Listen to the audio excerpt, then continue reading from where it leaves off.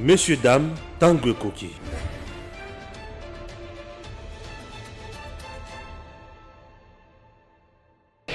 Deux ans et demi du président Félix Tshisekedi qui est aujourd'hui au pouvoir. Est-ce qu'on peut dire que depuis que le président de la République est aujourd'hui président, y a-t-il des avancées sur le plan économique? Est-ce que le Congo a décollé? Le peuple d'abord qui prenait Etienne Tshisekedi Wabulumba, c'est les Félix délimité. Est-ce qu'aujourd'hui les peuples congolais vivent cela? Rappelez-vous, il y a quelques temps, le président de la République, n'est-ce pas, a tenu une conférence de presse avec, s'il faut le dire, les enfants des bénis, dont il a expliqué à ses enfants qui n'étaient pas informés de ce qui était arrivé, c'est-à-dire les enfants ont été torturés, etc. Et les présidents auraient demandé pardon à ses enfants étant que chef de l'État. Est-ce que cet acte-là est vraiment à apprécier, à applaudir? On va certainement en parler. Rappelez-vous aussi la question aujourd'hui sur le Sénat et tout ça, les immunités parlementaires de Matata Ponyo et tout. Le président aurait parlé. Il a dit qu'au niveau des institutions, au niveau de la justice, il y a la corruption, il a traité de mafia, etc. Est-ce le président de la République prendra-t-il des décisions énormes pour essayer de remettre la justice sur le chemin? On en parle aujourd'hui certainement avec un invité, un cadre du PPRD, M. Aristote. Avec lui, nous allons certainement réfléchir sur ces trois thématiques pour voir réellement, y a-t-il des avancées avec l'Union sacrée également et tout ce qui se passe aujourd'hui en République démocratique du Congo. Bonjour Ndeko Aristote. Bonjour très cher journaliste Eric Kiswaka. Merci, merci. Sur la émission Oyo. Très bien. C'est vrai. Par moment, l'agenda na yo na yanga bana beaucoup talaté. Tant yo qui date, qui jour pour tout ça la tournage, on a peut-être l'agenda na qui est un peu chargé. Ce qui a fait que tout coûte mais Dieu merci. Le long agenda na biso écoutani et je suis vraiment dans la joie à se retrouver dans le studio Nayo. D'abord, félicitations à Moussa Bougoussala. Très bien. Je sens des avancées significatives, Très avancées considérables. Nous avons un extrait de l'émission sur les réseaux sociaux. Très bien. Je me suis dit pourquoi ne pas venir parce que l'émission est à atteindre la hauteur. Merci pour cette tribune au Bengalelo. Merci. Très bien. Tout ça, Robert Alisolo, il y a chef de l'État, depuis comme préfet Tshisekedi, pardon, depuis comme chef de l'État, 2 ans, quelques mois, etc. Sur le plan économique, est-ce qu'il y a-t-il des avancées et surtout que le lobby état de droit, est-ce que l'état de droit pour Nabino Bato aux Anangambu il y a FCC, aux Anangambu il y a peu perdé, est-ce que c'est les émissaires les arbres ça la mandenge sengeli makamisa pour marcher, surtout que Bino s'est retiré Nabino na bobo beaucoup d'union sacrée, botikali na opposition, vous ça la opposition, on peut dire qu'il y a des avancées aujourd'hui. Bon, Ndeko, je ne sais pas, vous voulez qu'on parle à quelle langue? Je ne sais pas. Nyon soit français, lingala. Français, je ne sais pas, ou le lingala. Ouais. D'abord, il faut fixer l'opinion, cher ami. Très bien. On essaye de créer un mystère autour des concepts politiques.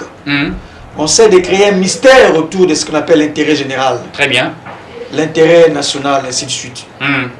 Pour fixer l'opinion, quand on parle de la politique, c'est tout simplement l'organisation de la société a envie de réaliser un intérêt général. Très bien. La politique égale intérêt général. Ok. C'est quoi l'intérêt général? C'est l'accès à l'eau, l'accès à l'éducation, l'alimentation saine, le logement, le pouvoir d'achat, réduire le chômage, tout ce qui prend en charge la vie d'un citoyen. La gestion de la vie d'un citoyen, c'est ça la politique. Très bien. Et maintenant, on doit évaluer un homme politique, on doit évaluer un dirigeant par rapport à sa manière de donner la réponse aux problèmes des citoyens. C'est ça le problème. Les lois mokozi amboka tokena alternance. Tokene musikate. Tokene simple. Quel est le pouvoir d'achat les lois congolais? Pouvoir d'achat ya congolais. Et ça à niveau ni. Réduction ya taux, ya chômage et comme wapi. Est-ce qu'on a l'idée, il y a réduction ya taux, ya chômage et humanité. Alimentation saine, koli ya malamu. En passant, je vous informe que le Congo est cité comme le 2e pays le plus malnutri au monde. À part Yémen, le Congo, koli ya mabe. Biso tout le temps la malnutrition, to ya malamu te. Pas un indicateur, il y a un sérieux problème. Ndeko. Couverture santé et ça limité. Na kende kotala na hôpital, na moni na koti na hôpital, je me suis dit na hôpital on a pas qui sa malade, to baye ba bi qui sa malade na ngai. État derrière l'hôpital na biso, on n'en parle même pas. C'est très grave. Alors celui qui va me dire qu'il y a des avancées considérables dans quel secteur au Mokozamboka depuis à Koti tout le monde va avancer dans secteur nini soit Mutongo yé afin na Jupiter na Mars na Neptune to na nini mosusu na planète mosusu afin na planète Terre T so afin na planète Terre na ko tangelo ba prix à biloko na za ngwana ko tangelo avec le moment ba prix à biloko pour vous dire messieurs les journalistes il y a aucun secteur à ce jour où on voit les avancées tout est au rouge il n'y a pas des avancées on va mettre sur l'état des droits messieurs les journalistes état des droits c'est un concept juridique philosophique et économique même, social je dirais. État de droit ne se limite pas seulement à la dimension juridique. Dimension juridique, c'est la dimension de l'état de droit. Mais dimension économique, état de droit peut s'appliquer. Si la dimension sociale, état de droit peut appliquer. Et si le plan philosophique, état de droit peut s'appliquer.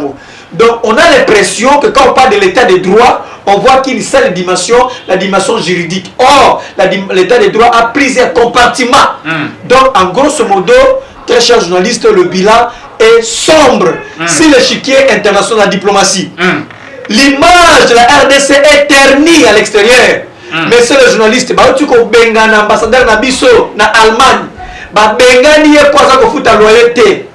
Ambassadeur qui représente Mboka Libanda bengani na ndako po Congo atidele misolo te Sony aba engagé le corps na ambassade za pété mbongo ya ba diplomate koma kate Marie-Thérèse Tumba alobia malamu ko lekangai ke ba ambassadeur na biso bazwaka misolo te image ya mboke baby Congo na éviter ko netindaki ba conseiller ko Konzamboka il faut ba longola bango ba konsi mo Konzamboka bengisa corps diplomatique Batondi de l'Union africaine a expliqué le Congo est candidat pour être membre non permanent et à Conseil de sécurité. Sony, Bissona Gabon, père de duel. Congo, image dans sous terni.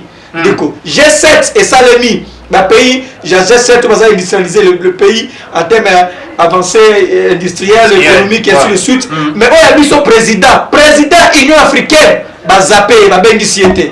Libanda Mboka. Image ya Congo ezali termine ba nyongo totoni na ngolibanga ya mboka na kati ya mboka ma province za ko fonctionner sous terre so ko 26 provinces ndeko na kotanglo plus de 10 provinces bazana ba problème o gouverneur bakangai awa ça fait 6 mois o gouverneur asia longwa o gouverneur azana sous donc dysfonctionnement déséquilibre dans ma province ndeko il y a rien qui se passe tant biso to kendaka totikaka loi moko boye babega ngo la caisse de péréquation ezali une caisse de péréquation ezali caisse moko basala pour corriger le déséquilibre entre les provinces pour aider il y a des provinces dites riches il y a des provinces dites pauvres très bien ba province pauvres comme Sankuru ba Bazuele ba Kwango tokoka jamais kuna ba sali ko bakeko inaugurer immeuble moko boko kango des provinces pauvres il y a la province dite riche ba Lualaba ba Okatanga ainsi de suite il y a ba tia caisse dans son péréquation pour corriger le déséquilibre. Qu'est-ce qu'on a et ça les macatés sur le plan interne, donc rien ne va. Donc, très bien. Congo que le pays avance, Nalinga Tangalanga, secteur et avancer, et puis Tangalanga et Bandika, en grosso modo, la République n'avance pas, le bilan est sombre. Très bien, d'accord Aristote. Mais, ça, on a géré la République démocratique pendant 18 ans. Et que bateau bauchi okoma tout le président Félix Tshisekedi na bateau bauchi okoma bauchi pour ça à peu près des années. Quand il y a 2 ans vous avez partagé un bilan à cash avec le président Félix Tshisekedi. Est-ce que tout ça retombe au pouvoir de Félix Tshisekedi ou ezali bino ensemble ne pour réussir tena ou est-ce que na ki ça lema ten deko journaliste toko ça peuple te le garant de la nation c'est le président de la République. Très bien. Qui nomme les généraux? Qui nomme les ministres, qui nomme les mandataires, qui nomme les administrateurs de territoire, qui nomme même les bourgmestres, bien que c'est en violation, qui nomme les bourgmestres, qui nomme le premier ministre, qui nomme les ambassadeurs, qui a la dernière signature, c'est le chef de l'État. Mais il ne peut pas tout faire, il travaille en collaboration avec le premier ministre. Je vais arriver.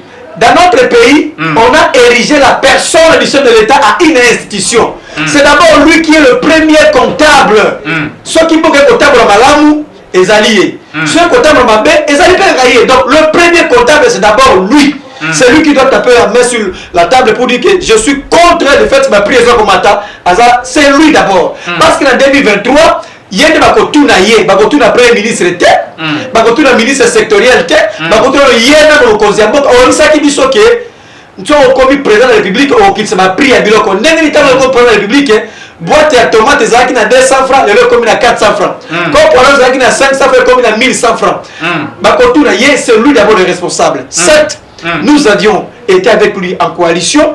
Aujourd'hui, divorcé, mais c'est lui qui porte c'est lui qui doit veiller au bon fonctionnement de toutes les institutions de la République. Notre part, nous l'assumons. On nous a tout dit 18 ans. 18 ans. Vous savez, d'un côté, vous avez mal géré, électricité zalarate, courrier zalara malongate, maïs zalara malongate, colia zalara malongate, banzela, vous avez 5 chantiers simbate, révolution de la modernité simbate, gratuité de l'enseignement simbate. On vous traite de tout ce qui a été mal géré pendant que Kabila était au pouvoir. Ça, c'est faire une lecture biaisée. Bon, tant que vous avez Kimboka Oyo. Tokuta qui Congo na état nini quand on est nommé DG d'une entreprise, il y a ce qu'on appelle la remise et reprise. Lors de la remise et reprise, le DG sortant fait ce qu'on appelle l'état des lieux. Il s'agit que nenga tikela qui entreprise. Nenga biso zo kimboka oyo. Nenga to tiki yango, il y a des avancées très considérables. Secteur, on a trouvé que le pays n'avait pas des institutions ici de la démocratie, des institutions démocratiques. Donc de Temboka on a des institutions. Parce que l'État, c'est d'abord les institutions aussi. Parce qu'il n'y en avait presque pas, le pays était presque, il n'était pas fréquentable. Donc, vous n'aviez pas la notion du budget. Tolobaki maramatali budget. Tokuta qui a combien de journalistes? Tokuta qui a combien? Tokuta qui a millions, 300 millions. Mais le lot, tobimi totika budget na ba milliards. Pratiquement sur les 3 milliards de dollars. 6 milliards. 18 ans. C'est vrai. Ça, je suis d'accord que ce n'est pas en réalité budget c'est pour la Congo. Mais si quand tu joues qui Congo, il y a des avancées considérables. C'est pourquoi je me pose la question. Un Congolais sérieux qui vit au Congo à Kinshasa, même dans les 26 provinces, a s'élevé à Ibisangaï, quel est le secteur où le loyo ils ont avancé dans le Congo? Quel est le secteur que le chef de l'État a coûté à mon assez par le Licolo? Donc il n'y a aucun secteur qui avance. Prix na Wenze, n'en parle même pas. Ndeko, qu'il y a dans les hôpitaux, rien n'y va. Qu'il y a dans la province, rien n'y se passe. Productivité, rien n'est visible. Donc, à liminaire, je dirais que le bilan est sombre à ce jour. Nous avons fait notre part. Les 18 ans, certes. Et après ceux qui sont venus après 18 ans, qu'est-ce qu'ils ont fait de la RDC? Où est-ce qu'ils ont mis la RDC? Mais ils n'ont pas encore 5 ans. Ils n'ont pas encore 5 ans. 2 ans de gestion FCC Cash. Et Abani Union Sacrée, vous ne trouvez pas que quand même bilan à 2 ans est différent? Ndeko, Mokonzi Mboka, Tamasaki campagne à l'Obakiete, a la capacité à mobiliser un budget à 85 milliards dans l'hôtel Béatrice. Pendant 10 ans. Voilà. Kabolango par 5 ans, il y en a combien? Plus ou moins 10 milliards. Covid et fragiliser Mambébélé. Quand on a le pouvoir, c'est pour qu'on puisse sa solution à problème, pas des esquisses. On ne se plaint plus. Au Québec, la campagne, dans une coquille, transforme la société. C'est là justement la politique que j'ai définie ici comme l'organisation de la société en vue de réaliser l'intérêt général. Très bien. Vous avez l'intérêt général. Il ne faut pas esquisser les Québécois dans la promesse. Donc, à notre avis, que le bilan est négatif, rien n'y va. Tu m'as dit qu'il y a Batikali na Bazaka na déjà oui, mais Bazaka na une année et 6 mois pour bilan pour mandat pessi là. Alors on a une année et 6 mois pour bilan la bango, pour mandat la bango et si là. Qu'est-ce qu'on peut retenir? Qu'est-ce qu'on peut avoir comme avancée significative? Des avancées, par exemple, IGF, Inspection Générale des Finances, aujourd'hui, détournement par exemple, détournement, c'est ce détournement. Bah, il y a un hôtel, oh, bah, invité ministre tel, à Kimbongo. Ah, ouais, ma banque centrale, avec, comment on appelle, carte crédit, visa, bah, tout ça, qu'on détenir en mot. Tout ça, c'est aussi, mon salaire, les gens, que le président de la République a quelque chose plus qu'on traite que dans la gestion d'Abino. Vous avez très mal géré la République. Quand on met sur la IGF, du coup, je me suis interrogé sur le parcours il y a à Lingeti, Gilles. Parcours dans le parcours naïe ma fonction dernière fonction azaki nango azaki fonctionne à quel quota azalaki wapi lukoyeba mais alors quoi une dernière fonction sur la belle IDPS. Pardon?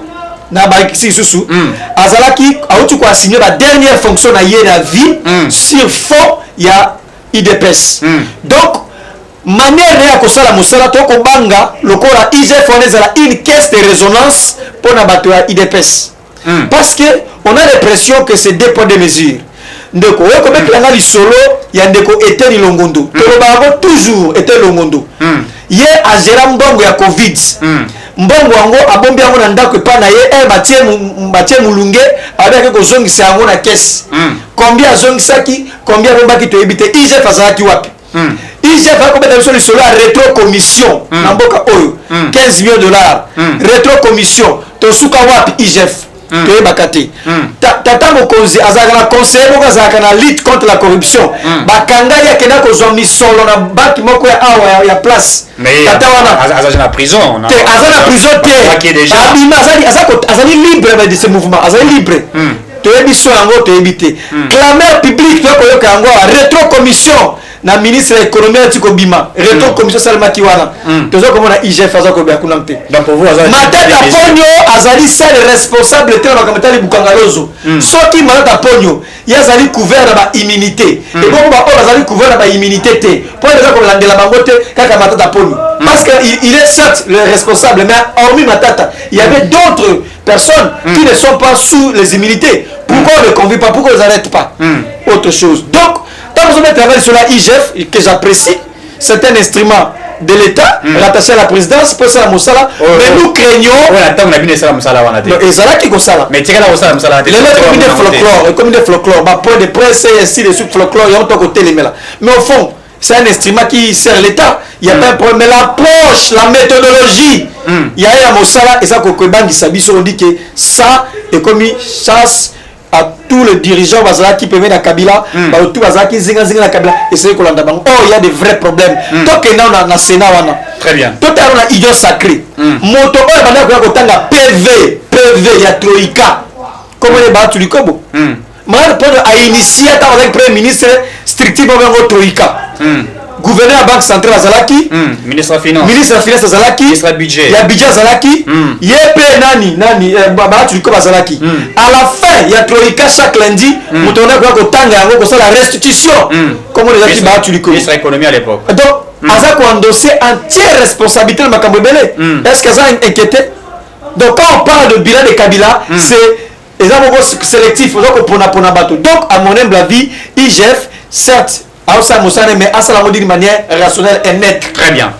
Tout ce qu'on a président de la République à l'objet mafia au salam mingi moi va reconnaître que la justice ali que salam président n'engage sengeli penza te il lui m'a reconnu qu'il y a des avancées mais il y a certainement des choses les ago tambolate oye moko alingi li sous souhaiter ba respecter n'engage ago lika ko prendre sur l'état des droits est na babilo boza ko bawana le président de la République chef de l'état autoza ko le président Félix Tshisekedi est-ce que à l'accident que Azali Mouto a une volonté il y a pour faire avancer les choses malgré qu'il a vu aussi qu'il y a moi un ralentissement mon n'a pas bloqué mais sous au cité on est sur le bi Eteni et tout ça vous voyez pas qu'il a aussi la volonté ndeko Nazali tenté à Kolanda hôtel makambo le biwana mokonzi mboka Azali membre de la société civile était société civile de bazar ko dénoncer là c'est la société civile l'acte par lequel la société civile et ça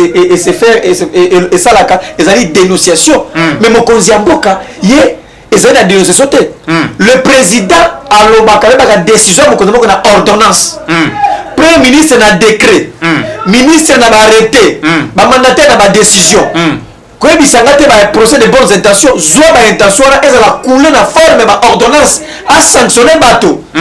Il n'est pas devenu nous dire comme aux membre de la société civile. Non, il n'est pas membre de la société civile. Il a les pleins pouvoirs. On ne se plaît pas quand on a les pouvoirs. Mais on a dossier à justice puisqu'il y a séparation. Non. Ah, quel moment vas-y peigner à Kangi, à Kangi. On comprend le bon côté. Certes, séparation pouvoir à Montesquieu, ils allaient consacrer. Très bien. Mais comme on a yémo konziamboka comme Garaba, il y a bon fonctionnement des institutions. Il y a ce qu'il va s'exprimer, il faut ça la ordonnance, la action, tout le monde a décision à Ekuna. Et ça a été comme ça là-bas.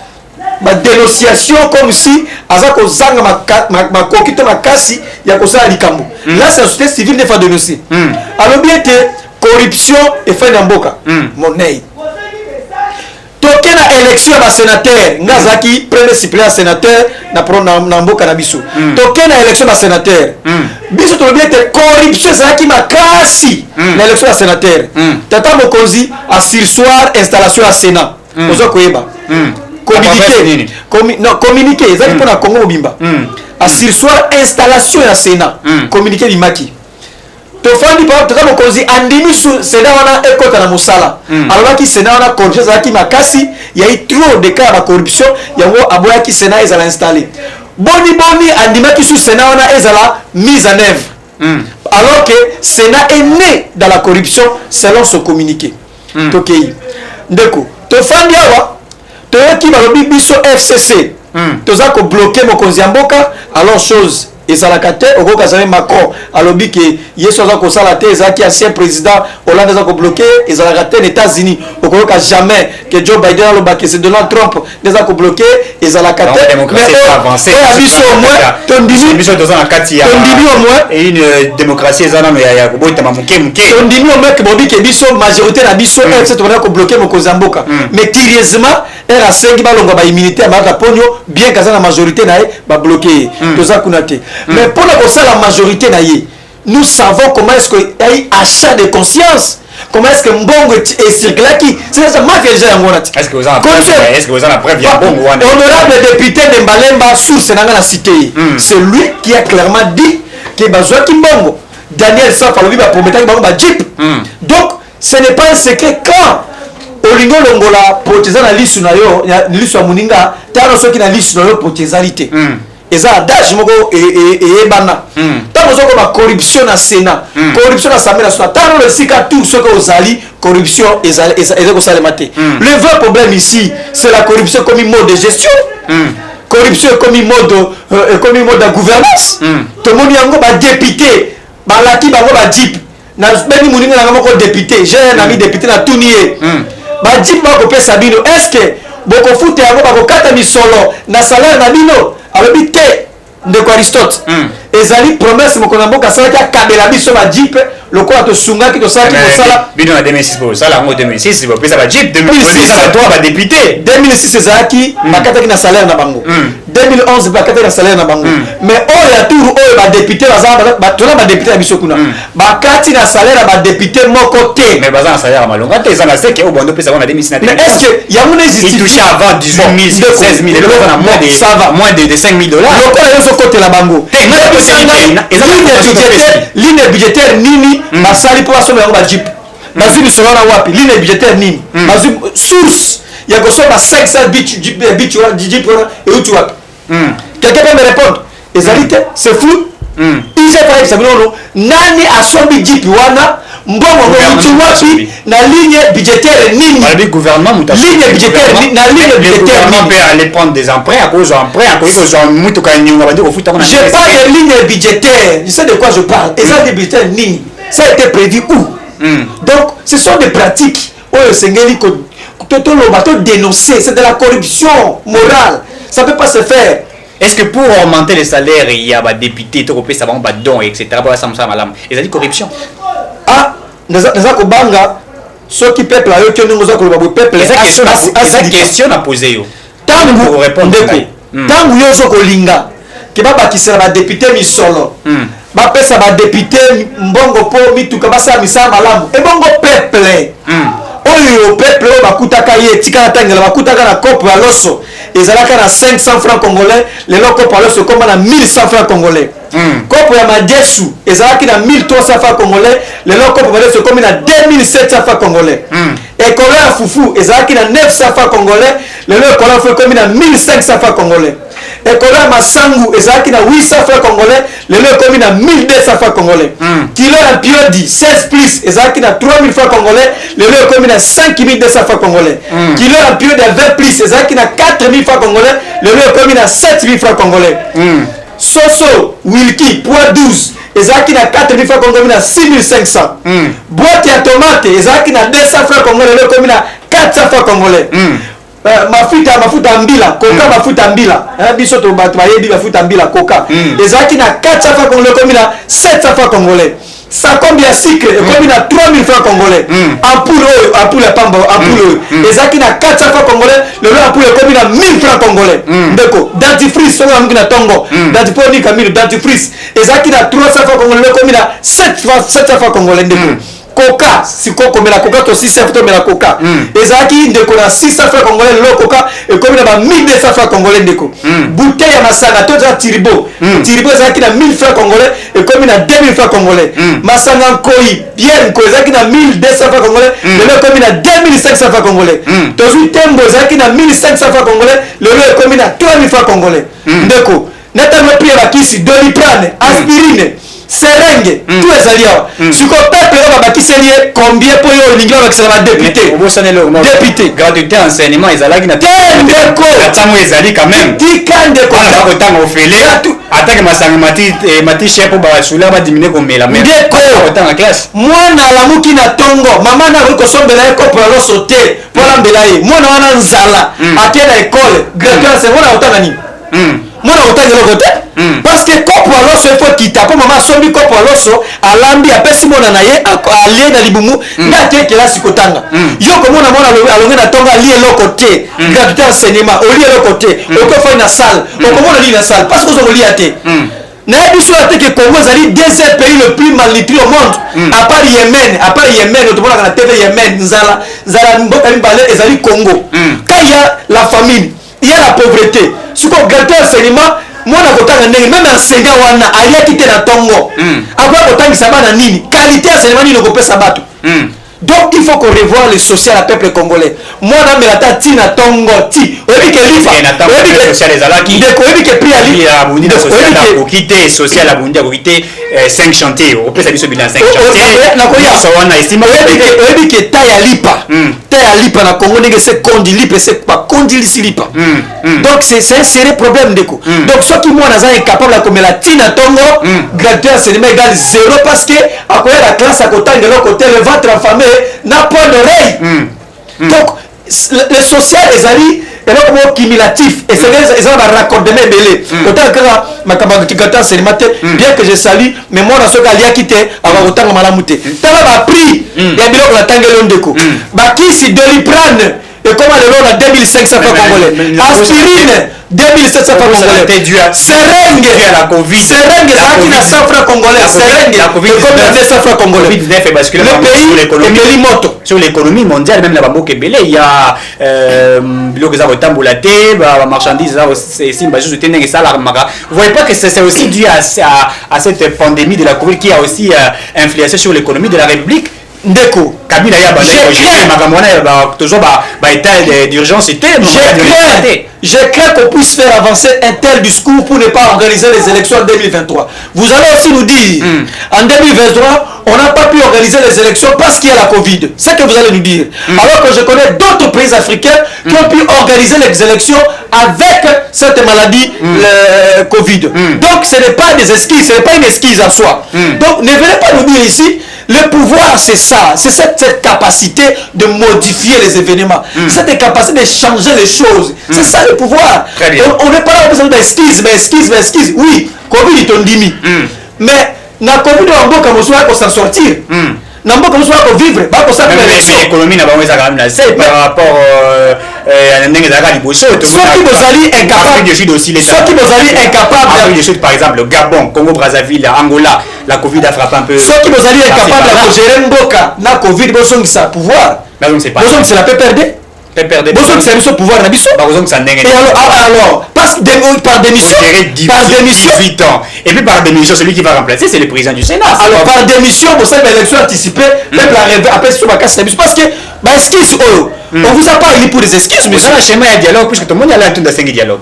Nous avons dit ceci. Aller à Sengi, Kamere pas Sengi. Est-ce qu'il faut un dialogue pour résoudre ma camion sur Nous d'abord le plus important c'est le social des Congolais. Vous avez dit au peuple que c'est le FCC qui bloquait. Je vous ai démontré ici que le FCC ne bloquait rien. Pour preuve, vous avez fabriqué une majorité avec Bahati Lukobu. Bahati Lukobu a amené 85 sénateurs à l'Union africaine pour dire au chef de l'État, nous avons la majorité. Le chef de l'État s'est immiscé dans le fonctionnement du Sénat en donnant une injonction de cette nature. Ne faites pas obstruction à la justice.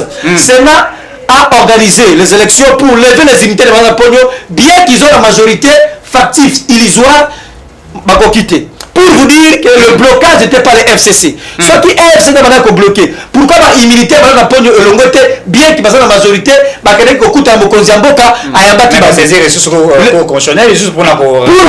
pour vous dire d'abord que la majorité au Mokozamboka Zalango est la majorité de Beki. Et c'est une majorité illusoire, majorité factice. Il faut qu'on entretenir encore tout le temps dans Mbongo, qu'on peut savoir mis solo.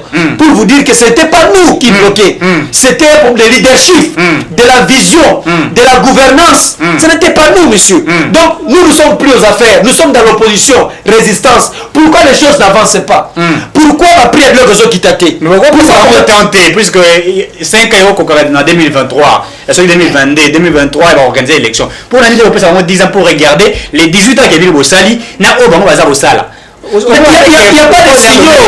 Il n'y a pas de signaux. Depuis que tu as mon conseil, tu as 3 ou 4 entreprises qui ont mis dans beaucoup de personnes qui ont combien de jeunes investisseurs on voit investisseurs entreprises ils ont déjà investi dans Congo entreprises mon commenté smartphone ils ont déjà dans Congo tout le monde peut entreprise pour exploiter gaz méthane qui EPPM vous ne voyez pas que quand même qu'il y a des signaux qui montrent vous êtes des futuristes. Nous sommes dans l'état présent. Nous demandons à vous, pas à vous, à celle de l'opposition, à celle du pouvoir. L'entreprise ici engagée par jeunes statistiques. Il y a des jeunes qui ont depuis le président Félix a commis le pouvoir. Mais depuis sauf ma jeune Oyo, sauf ma jeune Oyo, dans le cabinet politique. Parce que le cabinet politique a choisi Moussalate. Moussalate a l'entreprise, engagé les jeunes, Bafouti Bango, Otale Smig la Bango, Bafouta Bango, c'est ça la vie. L'accès à la santé, l'accès à l'éducation. Est-ce qu'il y a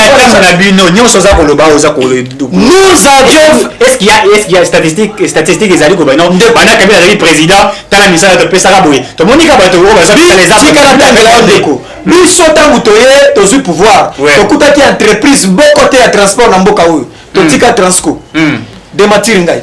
Tant que tu es dans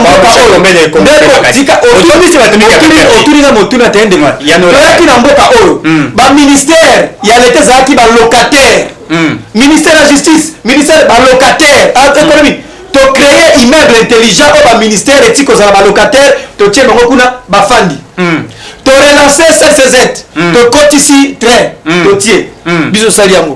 Tant que tu as qui entreprise non, parce que autour d'une organisation, tant que tu as qui en compagnie d'aviation, les acquis dans Boka, il y a l'État. Tant que tu as qui Sibé Zahir, Sibé Zahir à Kenda. Tu sali, tu as dit Congo Airways. Au moins, aux autres, tu as salaki. Si tu as tant d'endeko, ça entreprise ni makoma si ba keli oyo ba gaza ta 10 jeunes ya pamba ezalité les signaux makamona ko kende to komona ete eloko malamu ezalité batika na une année et 6 mois rien ne se fait budget balaka ki bato budget ba kosala budget 10 milliards ou 15 milliards par an eza kosala maté alors de tout ça to le maté prix na wenze kopo se mati tomate mati masanga ko mati même en poule mati wenze peli moto. Donc, gestion Félix Tshisekedi n'a tango ezali pensa chaotique. La gestion de M. Félix Tshisekedi, c'est une parenthèse qu'on doit très vite fermer pour passer à autre chose. Son bilan est extrêmement noir. Il faut fermer la parenthèse Tshisekedi et envisager les élections pour faire décoller ce pays. Très bien. La dernière thématique, le président Azali n'a parti à Est démocratique du Congo.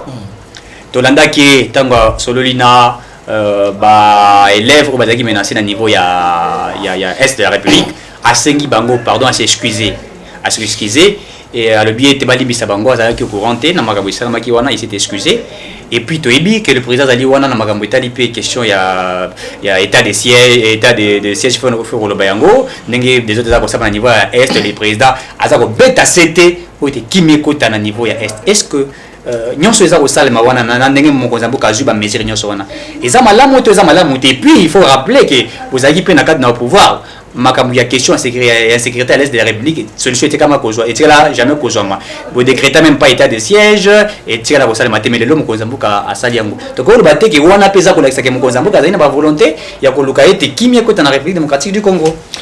merci ndeko journaliste makambo est et comme Sarabiso nga nazali cadre ya PPRD communicateur ya PPRD chargé idéologie à professeur Bazueli rapporteur à Kokis PPRD Bazueli na passé jeunesse nanga bimba na télévision ko sala ba débat bato ya IDPS na ko yebisa biso ke soki na est ba ko mabatu ezali Joseph Kabila azali complice Joseph Kabila ababi azalaki rwandais azalaki complice tana ko linga ete bande ko biso na est ba kufa Joseph Kabila aza sous le pouvoir atiki pouvoir alternance salimi mona mboka Félix Tshisekedi azubo konzi boni na est tuerie eza ko continuer comment va ça continuer insécurité ça continuer donc le vrai problème c'était pas Joseph Kabila Kabange le problème était ailleurs bato ide pèse face à biso pardon parce que na état de siège moi passé 50 personnes bakufi na cet état de siège baboyi bato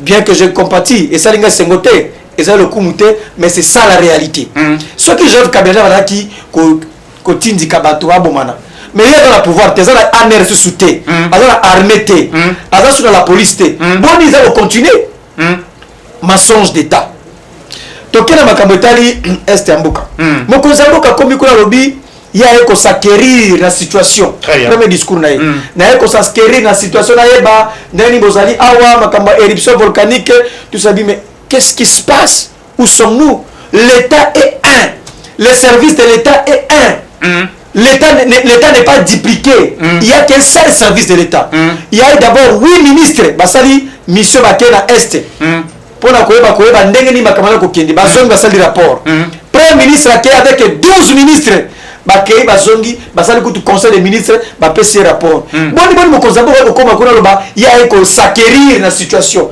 alingi akusala étude de bilan étude de terrain mais bosenga ki akende na est mi ko banga wa kende tosenga ki akende na solution akende ko s'acquérir na problème té ya ke ko s'acquérir na problème en état sur place tosenga kende na solution il y a eu des délégations bakenda qui bapesa de rapport première observation automoni ke ezali dysfonctionnement na sommet mokonzi mboka bana bayebisie ke biso to revendikaki to salaki marche pacifique parce que ezali na mibeko likonzi encore qu'il faut koyebisa IDPS IDPS botama na ba marche IDPS botama na ba revendication IDPS botama na discours na ba 13 parlementaires très bien IDPS ba ko telemela te ba place na ba marche IDPS ko réprimer ba marche ko telemela ba marche ko bebi sabe ko beta même bana ba sala ki marche bana wana basali marche ba pekisa ki ko tambola ba beti bana wana tombona jango biso nyonso mwana wana courage qu'il était ayebisi tata mokonzi ayebisi tala oyo biso tomona kaka poto salaki marche poto lembaki na sécurité tata mokonzi alobi que je n'étais pas informé je n'étais pas au courant nabi encore une fois faute l'état est un l'état est un les services de l'état est un non seulement que les choses de l'état c'est une institution ça peut entourer dans conseiller personnel tout la présence est égal à 1000 personnels biso tikaki 300 quelques de là bazali 1000 personnels na présidence et ça bato bazali obligé chaque tongo à su journal atangi asali synthèse à journal ya ba journaux tout après c'est mokonzi mboka synthèse pas à l'informer na mamoza ko ça donc mokonzi mboka ko batté ki ayeba kité ke bana wana balaki na prison ceux qui mokonzi mboka ayeba kité mais ça scandale il est obligé à koyeba yango tokoma kotambola baprix ya biloko toloba yango na télévision peut-être ayebaka sur te ke prix ya copo alo ce matin ayebaka te bota tomate ce matin yango torapelaka baprix ya biloko na télévision peut-être akolanda biso ayeba parce que baconseiller na ye basalaki rapporté donc aza pa mpe service ya communication un sérieux problème bazoli biso moto moko komo soki bazoli moto Eric Ngindo auti soki poto oyo ayebi même pas philosophie ya communication interne ayeba bakambuni ya poto. Bref, mokonzi mboka n'était pas au courant tant que mabeta kibana wana c'est grave ça peut pas s'expliquer l'homme le bien informé dans une république c'est le chef de l'état très bien il a les moyens azana bakano tout ya koyeba makambo donc soki lelo mokonzi mboka éviter to komi ya danger donc mboka bakokota ya biso mokonzi mboka koyeba te fonctionnaire bakofuta ete mokonzi mboka koyeba te ça veut dire que guerre koya to ba entreprise bakoyeba mokonzi mboka koyeba te alors il est censé connaître tout ça faute encore tokela mozindo biso le plus important na makambo est wana tolingi des solutions Très bien. Sa présence physique ou non, tu as guerre et sili, insécurité sili. Batika au babato. Batika au kata wana bababiso kingo. Tout le monde a kimia. Jeune pendant ya Kivu, ala mkana tongo, ake musala sali na fait ma foutier à Bali, à peu stable. C'est ce que nous voulons. Très bien. On a dit au peuple que comme Kabila n'a pas fait ça, lui il va le faire. Maintenant qu'il est là, qu'il le fasse. Le résultat, zéro. On a vu une attaque volonté, mon qui n'est pas Félix Tshisekedi a été voir mon attaque volonté. Pour n'engager pas de Félix Tshisekedi, comme on a volonté à Liboso Zalinini, et Zali volonté à Liboso, M. Félix Tshisekedi a sommé ma député, ma Jeep. C'est une volonté la moni. Deuxième volonté, Babakisi, Bayokani, salaire, conseiller. Oui, Bagaté, conseiller, on a matière de salaire. Et Zali volonté, la moni suit à moi. Volonté, M. Sunamoni à Mokonzamboka, à Begibiso. Tozali bandoki babeli Kagame c'est son frère volonté la moni angwala volonté mususu na moni ya tata mokonzi ezali kokata ba fonctionnaire hyper soki bakata ba fonctionnaire hyper ezali c'est normal bakata fonctionnaire hyper mais fonctionnaire ozoka moins de 1 million de francs congolais kokata été bakata ka fonctionnaire ozoka au-delà il y a 1 million de francs congolais bakata kaye 15%. Très bien. Mais là bako kokata volonté na moni angwala tala ba volonté na komona ya mokonzi mboka ako sala yango ko soma ba jeep ba député ko baksa ba conseil na misolo ko voyager tango nyoso et c'est ça ce que je vois mais si le plan pragmatique le social nga za ba prix nanga mukona ko mona ba prix ekiti ba blo ekiti na ko ya suwa na mission na yo pona ko loba. Très bien. Awa uti ko funda bino awa $50,000 bozwaka na banque centrale chaque fin du mois. Est-ce que bilo Congo est solo trésor le kuta to ba besoin d'information on a acquis certaines personnes to moni ba liste za otambola ba di bilo de boyibi mbongo ebele ya mboka dites-nous un peu ndeko za lokuta moni lokola mwana nyosa kende kelasi ngape na kende kelasi sikolo ko ngala tangi na kelasi na tangi science politique donc et là on a bien vu dans le fonctionnement de l'État égalité comment l'État fonctionne les institutions étatiques les services de l'État les services publics et on a tangi na kelasi yango wana donc l'État en soi c'est un monstre l'État c'est un monstre l'État dispose de ce qu'on appelle des fonds secrets l'État peut engager d'autres missions certaines missions au-delà il y a circuit normal des fonds secrets ça a toujours existé pour l'État sauf que moni bazui carte ba pesi moto akenango ça dit que moto d'abord asa ko relever na ministère benga ministère de souveraineté ça dit que eza ba dépense moko contraignante eza on atangeli eza ba dépense contraignante eza kanango ministre affaires étrangères soit ke di banda mboka ko ça ko représenter mboka asa lo ba benga ngo ba dépense contraignante.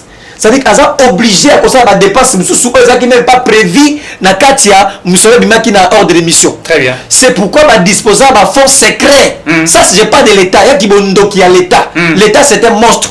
On dispose de fonds secrets pour faire fonctionner l'État. Et le chef de l'État peut envoyer Moutuboko spécial à accomplir une telle mission pour l'État. Ministre, il y a la défense, ministre, c'est parce qu'il y a bien un peu de $10,000 à la frontière na biso donc pour $10,000 qu'est-ce qu'on fait on a imaginé ma carte wana pour couper ça et puis carte opérationnel libanda na mboka bande ko na biso IDPS et puis confrère na bino Israël Mutombo atanga ikombo ya Shadari alors que Shadari ngana zali communicateur officiel à partir de là que on a gobeza solo Shadar azali sous sanction ya Union européenne et américaine Shadar a $6 T Shadar au monde wana il peut pas toucher le dollar alors que la dispute du dollar T parce qu'ils sont sous sanction ils ont un conflit dans le dollar selon les Américains il ne peut pas traiter avec un sujet américain il peut faire les affaires avec les Américains et les Européens parce qu'ils sont sous sanction. Très bien. Ce qu'on nous a bon à carte quand pour ça mais bah, au fond de la justice c'est déjà il a des preuves il y a plus de 100 personnes INPC on a posé les problèmes à INPC et puis justice et puis bah c'est à Thierry Kambo tokota la sukoso justice wana et ça justice a dépassé information wana puisqu'il a affirmé il a confirmé convaincre les de Baba Zouzi qui est nango très bien confronter donc c'est une pratique courante qui existe dans toute nation, dans les États respectables. On peut utiliser en effet une carte pour faire une action donnée. À l'époque, pourquoi l'IGF a décliné un boisson comme on a dit l'IGF, non, l'IGF, il faut qu'on complète. L'IGF dit que procédure Rwanda, les alliés na sous-bassement juridique. C'est là où l'IGF dit. Il n'y a pas une loi qui encadre cette pratique. Très bien. Alors il faudra expliquer ce que l'IGF, la dimension mystique qu'il y a à l'État, comment l'État fonctionne. Sous Mobutu, ça se faisait, mais pas par des cartes. Il y avait des valises.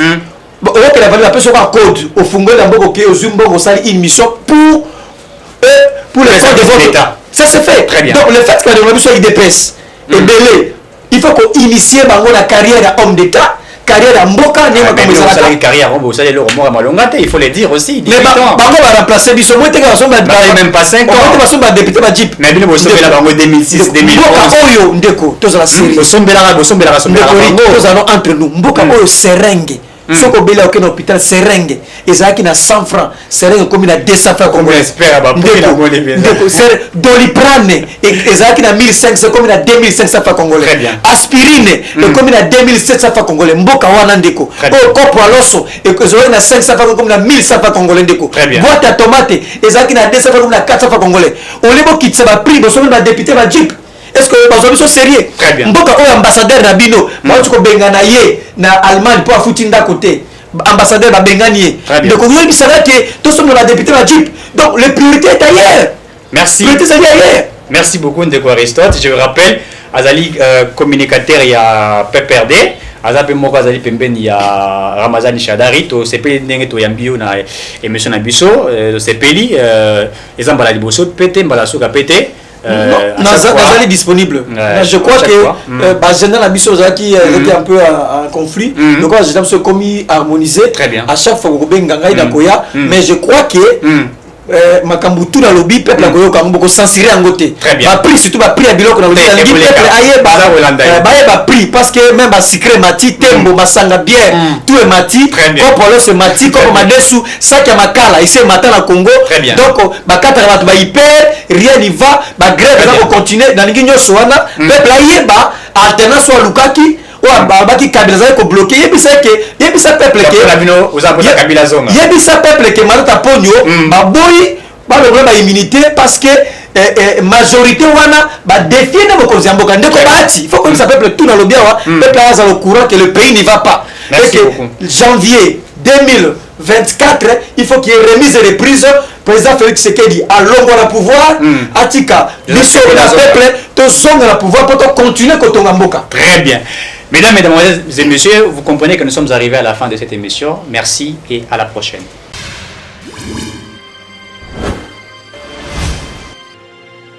Abonnez-vous sur Eden TV officiel.